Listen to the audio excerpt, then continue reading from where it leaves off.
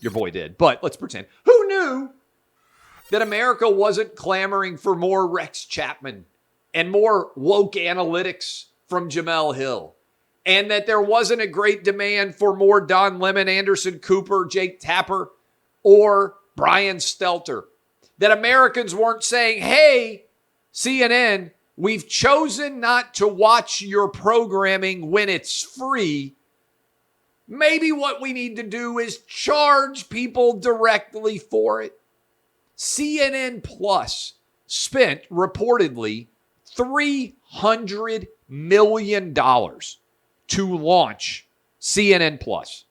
And effectively what they did was have a big bonfire of money and light it all on fire and watch it all disappear. This is no hyperbole.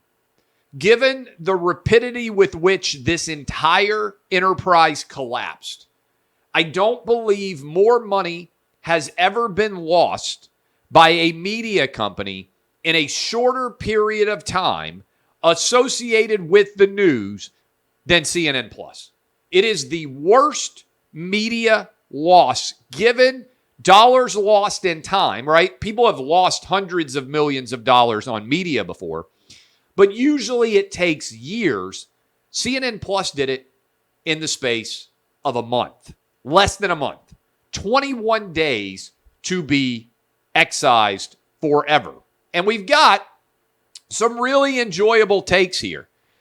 CNN Breaking News itself actually tweeted this out. This is not me making it up. I'm reading directly from the CNN Breaking News Twitter feed.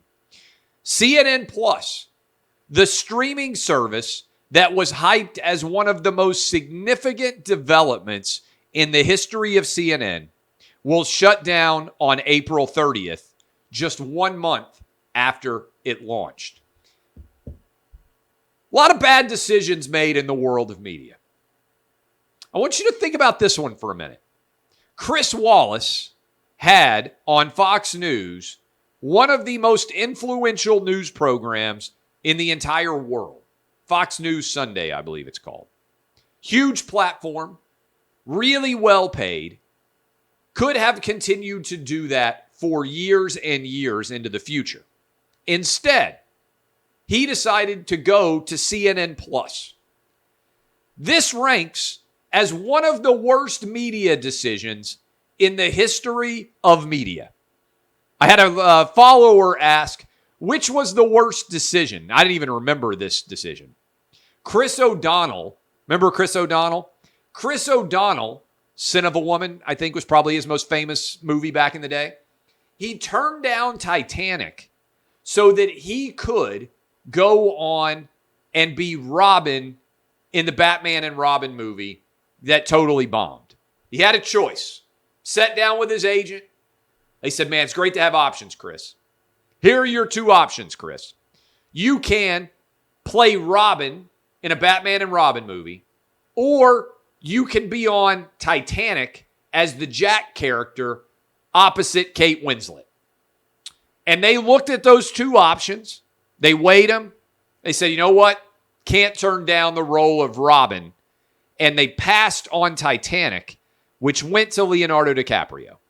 And as a result, Leonardo DiCaprio goes on Titanic, makes $1 billion or whatever it made, Best Picture Oscar. Leonardo DiCaprio, probably, for his age, the greatest actor of his generation. He's up there in terms of all the different roles that he's had. Chris O'Donnell, I didn't even know. He's on NCIS LA, I think, or whatever that thing is called. Okay? Chris O'Donnell may be a fantastic guy. I don't know any of these people. But he passed on Titanic. One of the greatest success stories for a movie in the history of the world. And maybe his agent said, I'd love to know the full story behind this. Maybe his agent even said at some point, we got to take Robin. Everybody knows how Titanic ends. The ship sinks. No way it's going to do well at a box office. Go figure. Instead, Titanic blows up and Batman and Robin is a disaster. Chris O'Donnell's career never recovers. That's kind of what Chris Wallace did. Chris Wallace had the opportunity to stay at Fox News running an influential program on Sunday, which, let's be honest, Not that hard to do.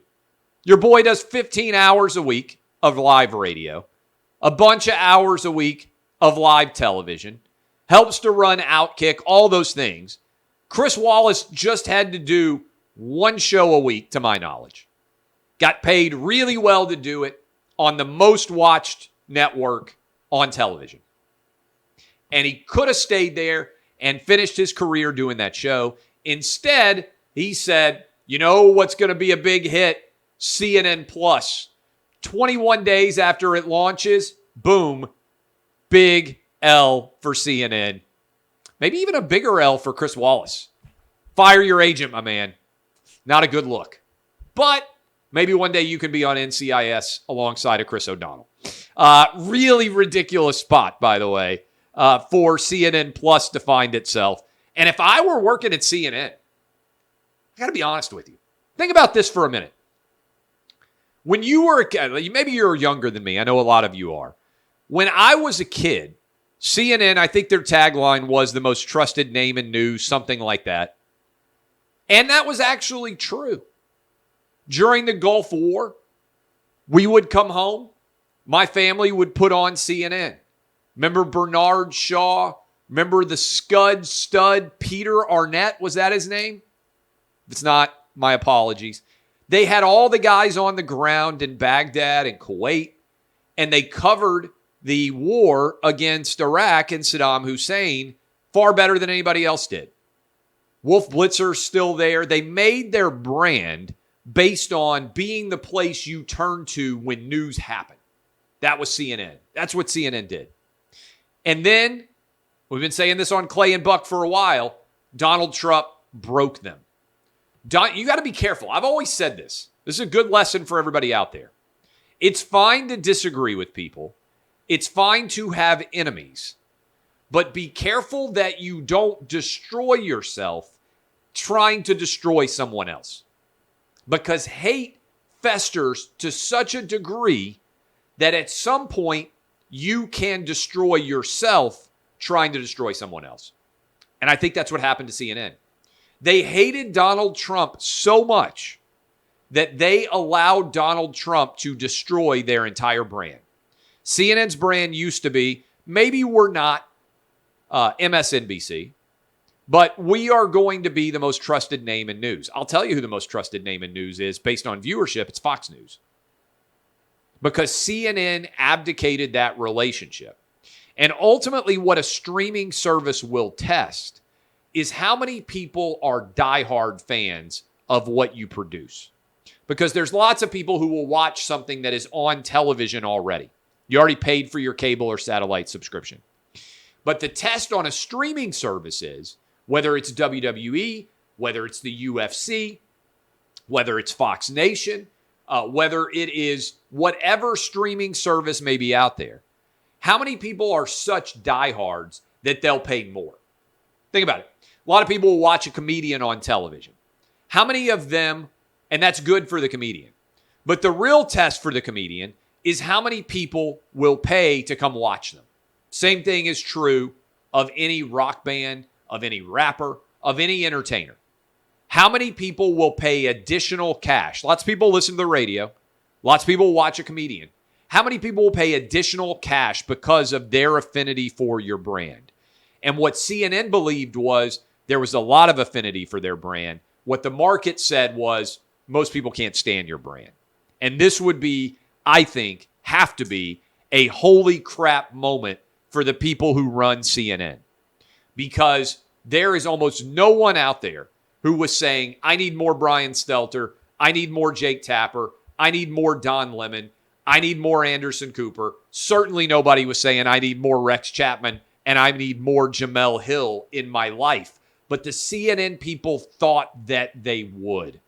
They thought that people would respond and say, I will pay for that. And that was not the truth. And so CNN Plus is dead at only 21 days.